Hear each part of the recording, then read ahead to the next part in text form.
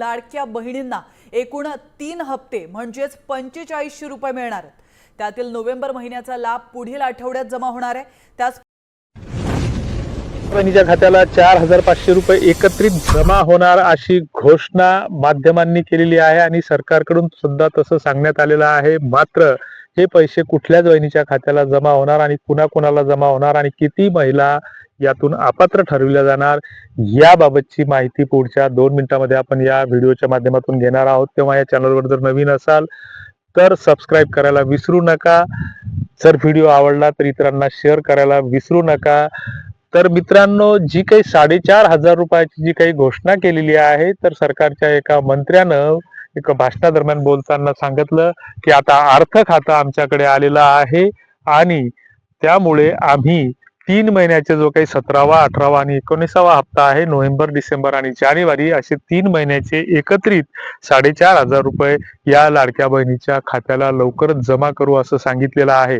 मात्र सरकारनंच यापूर्वी अनेक वेळा असंच बोलताना सांगितलेलं आहे की 24 लाख बहिणी अपात्र ठरल्या, कधी म्हणतं 60 लाख बहिणी अपात्र ठरल्या, कधी म्हणतं 1.5 कोटी बहिणीच्या खात्याला पैसे जमा केलं। हे सरकार सातत्यानं खोटं बोलत असतं आणि सरकार खोटं बोलत असताना त्यांना जाब विचारणं हे तुम्ही आम्ही निवडून दिलेल्या आमदाराचं काम असतं। मात्र हे आमदार सावडणं आणि लग्नाचे किंवा सांत्वना भेटीपलीकडे त्यांना दुसरं सध्या काहीच काम नाहीये किंवा फार तर तुमच्या आमच्या गावात जर त्यांनी भेट दिली तर एखाद्या मंदिरासाठी एखाद्या समाजासाठी सभागृह दिलं आणि त्यांचं नाव त्या ठिकाणी टाकणं एवढ्या पुरतीचे मर्यादित आहेत। कारण त्यांना सुद्धा जाब विचारण्याची हिंमत तुमची आमची होत नाही। कारण गावामध्ये प्रत्येक गावामध्ये त्यांचे कोणीतरी 4-2 कार्यकर्ते असतात आणि ते तुमचा आमचा कुठेतरी लाचारासारखा वापर करून घेतात आणि मग ह्या गोष्टी आपल्याला समजत नाही। आपण त्यांच्या पुढे मागे फिरत असतो। ही इथली वास्तविकता आणि वस्तुस्थिती आहे।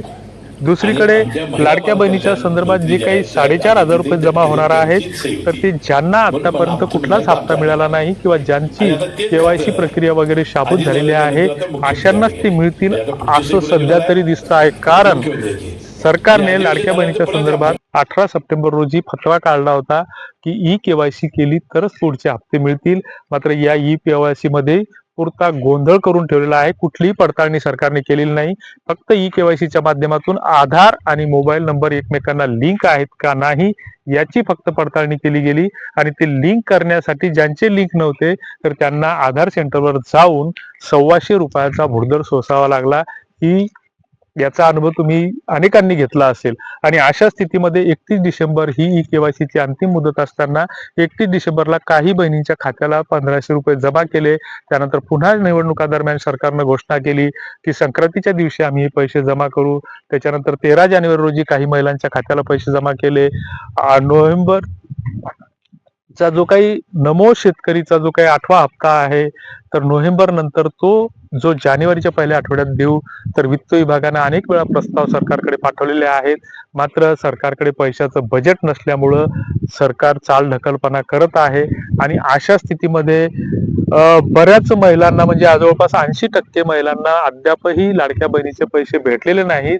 मग त्याच्यानंतर लाडक्या बहिणींनी राज्यामध्ये ठिकठिकाणी जिल्हाधिकारी कार्यालयात घुसून रस्त्यावर उतरून आपला उद्रेक आपला संताप दाखवला आणि या संतापाला कुठंतरी कलाटणी देण्यासाठी म्हणजे जसं एखादा आपल्या घरामध्ये जर छोटं बाळ असेल आणि ते एखाद्या गोष्टीसाठी हट्ट धरत असेल किंवा काही मागत असेल तर आपण त्याला खोटं आश्वासन देतो की ठीक आहे बाळा तुला तिकडे गेलं की आपण हे करू असं करू, दुकानावर गेलो की यात्रेत गेलो की बाजारात गेलो की असं जसं आपण लहान लेकराची समजूत काढतो त्या पद्धतीनं सरकार तुमची आमची समजूत काढत आहे, दिशाभूल करत आहे आणि त्यात काही चॅनलवाले काही न्यूज पोर्टलवाले जे काही बकवास अशा खोट्या आणि चुकीच्या बातम्या देत आहेत ते सुद्धा तुमची आमची सरकारप्रमाणे दिशाभूल करत आहेत की लाडक्या बहिणीच्या खात्याला 4500 जमा झाले, 3000 जमा झाले, 2000 जमा झाले, नोव्हेंबरचा हप्ता जमा झाला, 5 मिनिटापूर्वी जमा झाले, SMS आला, या 12 बँकेत जमा झाले, त्या 12 जिल्ह्यात जमा झाले आणि ह्या सगळ्या चुकीच्या खोट्या कुठेतरी गोंधळ घालणाऱ्या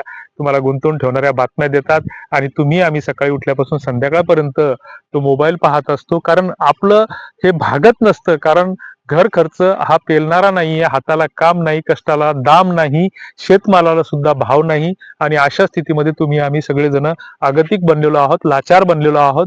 सरकारच्या वेगवेगळ्या या योजनावर तुम्हाला आम्हाला अवलंबून राहावं लागतं, कारण त्याच्याशिवाय तुमचं आमचं भागत नाही.